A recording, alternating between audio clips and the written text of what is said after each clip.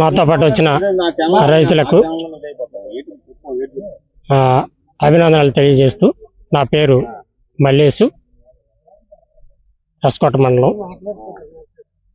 2007లో start చేశారు జిందాల్ పరిశ్రమ aluminium కర్మాగారం అని. అయితే ఈ అల్యూమినియం కర్మాగారానికి ఎన్నో బొక్కలు, ఎన్నో సమస్యలు, ఎన్నో అవకతవకలు జరిగినటువంటి పరిస్థితి ఇక్కడున్న ప్రజలకు తెలుసు. ఇక్కడున్న సోటా నాయకులకి, బడా నాయకులకి అందరికీ తెలుసు. మెయిన్ కారణం ఇక్కడ ఉన్నటువంటి రైతులు, ప్రజలు 18 ఏళ్ళుగా నలిగిపోతూ, పండించుకుందామంటే పంట లేదు, భూమి లేదు, ఉపాధి లేదు. ఉపాధి లేక వలసపోయే పరిస్థితి అయితే ఈ 18 ఏళ్ళుగా జరుగుతుంది.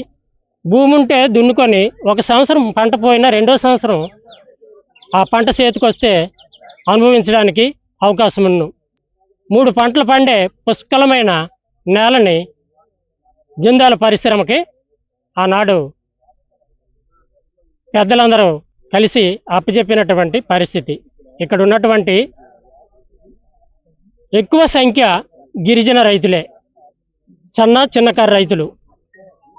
ఈ చిన్నకారు రైతుల్లో డీపారం భూమి ఎకరా 60 సెంట్లు, 2 ఎకరాలు, 3 ఎకరాలు, 10 ఎకరాలు, 5 ఎకరాలు ఎవరికీ లేదు. అలాంటి భూమిని అప్పుడిప్పుడే సాగులో పెట్టుకొని జీవిస్తున్నటువంటి పరిస్థితిని దృష్టిలో పెట్టుకోకుండా ఏయో పడవబడ్డ భూములు పరిశ్రమకు ఇవ్వాలి, కానీ పుష్కలంగా పండే భూముల్ని పరిశ్రమలకు ఆ జీవ ప్రకారంగా అయితే ఇవ్వకూడదు. అలాంటిది పచ్చి మోసం జరిగింది. మోసాలతోటే ఈ జిందాల్ పరిశ్రమ నేటి వరకు నడుస్తుంది. కనుకనే రైతులకి న్యాయం జరగాలి. నేటి వరకు 18 సంవత్సరాలు ఎవరైతే డబ్బులు తీసుకోకుండా నేటి వరకు నిలబడ్డారో ఇంకా ఉన్నారు జనాలు, 25-30 మంది వరకు ఉన్నారు జనాలు. వీళ్ళందరినీ కాదని డిక్లేర్ చేశాను, అందరికీ డబ్బులు ఇచ్చానని కనకారావు గారు చెప్పడం అనేది విడ్డూరము, మోసము, దగ. ఇక్కడ ఉన్నటువంటి గిరిజన రైతుల్ని ఆత్మబలాన్ని తుంచారు, మనోధైర్యాన్ని కూడా దెబ్బతీశారు. ఆ రైతులకి ఇప్పుడు ఉపాధి లేదు, పండించుకుందామంటే భూమి లేదు, అధోగతి పాలైపోయి రోడ్డును పడ్డారు ప్రజలందరూ. ఇప్పుడు ఇన్ని సమస్యలు ఉంటుండగా బళ్ళు పెట్టి, జేసీబీలు పెట్టి పని చేసుకుంటున్నాడంటే ఆయనకి ఎంత గుండె ధైర్యం. ప్రజల ముందుకు రావాలి, సంజయ్ ఇవ్వాలి, రైతులకి న్యాయం జరగాలి. జరగకపోతే మేము ఉద్యమిస్తాం. రైతులందరినీ భూమిలో దించి ఎవరి భూమిలో వాళ్ళని దున్నుకోమని అందరినీ పిలుపునిస్తాం. ఈ సభాముఖంగా తెలియజేస్తున్నాను. అలాగే ఇప్పుడు ప్లాట్గా పరిశ్రమకి భూమి తీసుకుంటారో ఆ పరిశ్రమ కోసమే వాడాలి. వేరే పరిశ్రమలు పెడతామంటే ప్రజలు ఊరుకోరు. ఆ జీవ చట్ట ప్రకారం కూడా చట్టం కూడా ఒప్పుకోదు. వేరే పరిశ్రమలు పెట్టడానికి అవకాశం లేదు కాబట్టి ప్రజలదే హక్కు. జీవోలన్నీ అక్కడ బాక్సైట్ అనుమతులు రద్దయినాయి. ఇక్కడ జిందాల్ పరిశ్రమ జీవో రద్దయింది. రద్దయినప్పటికీ నేను ఇంత సొమ్ము ఖర్చు పెట్టాను, నేను ఎలాగో వదిలేస్తాను అనేసి కనకారావు అయితే ఒకప్పుడు చెప్పడం జరిగింది. ఎంఆర్ ఆఫీసులో ఏమైనా కాగితాలు ఉంటే తీసుకురమ్మని ముఖాముఖిగా మేము మాట్లాడినప్పుడు ఏమీ చూపించలేని పరిస్థితి. ప్రజల ముందుకు ధైర్యంగా రమ్మంటున్నాం, ప్రజల ముందు చర్చ పెట్టమంటున్నాం. పెట్టండి మీకు ధైర్యం ఉంటే, లేదా భూమికి మీరు వెళ్ళిపోండి, ఎవరి భూములు వాళ్ళు దులుకుంటాం అని మేము ఆ రోజు కూడా చెప్పడం అయితే జరిగింది. నేటికి 18 సంవత్సరాలు కావస్తుంది, పరిశ్రమ లేదు. పరిశ్రమల అనుమతులు రద్దయినాయి కాబట్టి ఎవరి భూమి వాళ్ళకి ప్రభుత్వం హ్యాండ్ చేసుకొని ఇవ్వాల్సిందిగా ఈ సభాముఖంగా తెలియజేస్తూ ముగిస్తున్నాను. గతంలో 2007-2008 సంవత్సరం గాను ఇక్కడ జేఎస్డబ్ల్యూ కర్మాగారం నిర్మించడానికి రైతులందరినీ కూడా సమావేశపరిచి పబ్లిక్ హీరింగ్ పెట్టడం జరిగింది. అందుట్లో ఇక్కడ స్థానిక ఎమ్మెల్సీ రఘురాజు గారు కూడా మన ప్రాంత పిల్లలందరికీ కూడా భవిష్యత్తులో మంచి భవిష్యత్తు ఉంటుంది, ఉద్యోగాలు అయ్యి అందులోనే ఏదో 6 నెంబర్లు అయ్యి ఇవ్వడం కూడా జరుగుతుంది, భవిష్యత్తు ఉంటుందని చెప్పేసి ఆయన కూడా చెప్పడం జరిగింది. ఈ రైతులందరూ కూడా మూకుమ్మడిగా ఒక నిర్ణయానికి వచ్చి జెండాలకి మంచి పేరైనటువంటి పరిశ్రమ అని చెప్పేసి ముందుకు రావడం జరిగింది. దాని ధర్మిల పబ్లిక్ హీరింగ్లో పంచాయతీ తీర్మానాలు కూడా చేసి ఈ సుమారు 1000 నుంచి 1100 ఎకరాల భూమిని గవర్నమెంట్ వారికి అప్పచెప్పడానికి సిద్ధంగా రైతులందరూ ముందుకు వచ్చారు. కానీ ఆ రోజు చెప్పినటువంటి నిర్ణయాలు మాటలు ఈరోజు లేవు. ఆ పరిశ్రమ వెనక్కి వెళ్ళింది.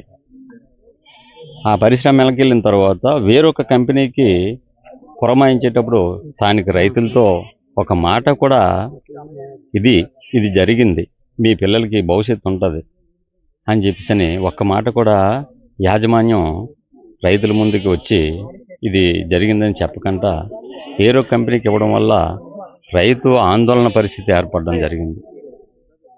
మా పరిస్థితి ఏంటి, ఇప్పుడు మా ఉద్యోగాల్లో చేరకున్న రిటైర్మెంట్ అని చెప్పేసి అంటున్నారు. వాళ్ళ పిల్లలకి భవిష్యత్తులో మీకు ఉద్యోగాలు ఇస్తామని చెప్పేసి పక్క రాష్ట్రం ఒరిస్సా తీసుకెళ్ళి ట్రైనింగ్ క్లాసులు కూడా పిల్లలకి ఇవ్వడం జరిగింది.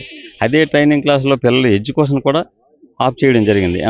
ఇందులో ఎలాగా కూడా మనకి ఏదో చిన్నపాటి ఉద్యోగం వస్తుంది, ఏదో బ్రతుకొచ్చు అని చెప్పేసి వాళ్ళ ఎడ్యుకేషన్ కూడా బ్రేక్ పడాలి. అవతల ఉద్యోగానికి పనికి రాలేదు, అవతల భూమి రైతు కోల్పోనాడు. ఇప్పుడు మా పరిస్థితి ఏంటనేది రైతుల తాలూకా బాధ, ఆవేదన.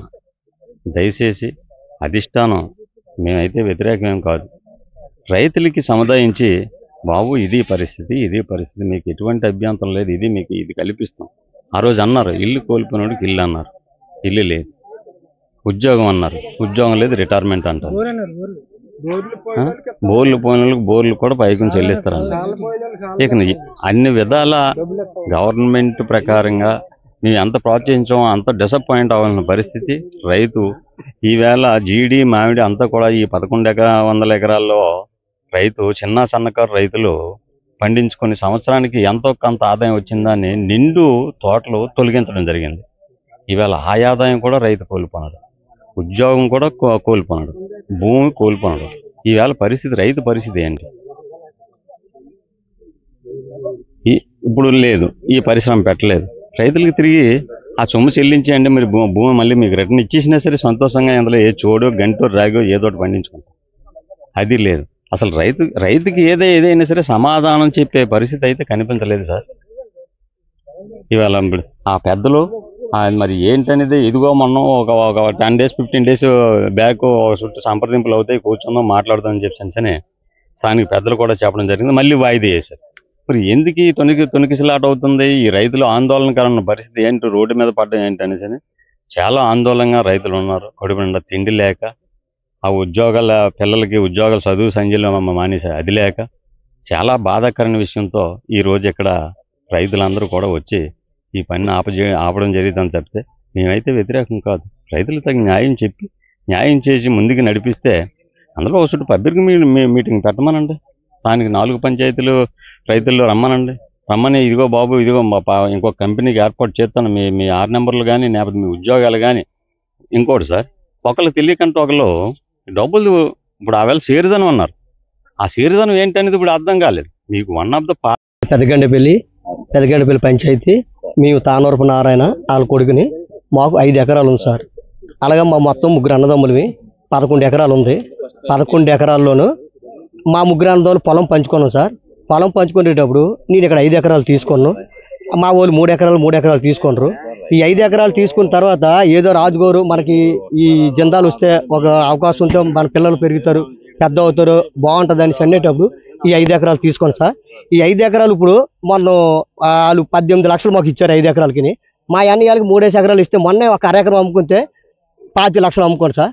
ఇప్పుడు మాకు జాబు లేకపోయి, మాకు డబ్బు ఇప్పుడు ఈ పొలం లేకపోయి మా పరిస్థితి సార్. మా అమ్మ నేను కనీసం సెంటు భూమి లేదు, మా పరిస్థితి కనకారావు గారు ఆ రోజు ఏం చెప్పారు, మీకు పిల్లలు బతుకుతారు, హాస్పిటల్ కడతాం, స్కూల్ కడతాం, ఈ విధంగా కడతాం, ఆ విధంగా కడతాం. కనకారావు గారు అప్పుడే వచ్చారు ఇక్కడికి మాట్లాడారు.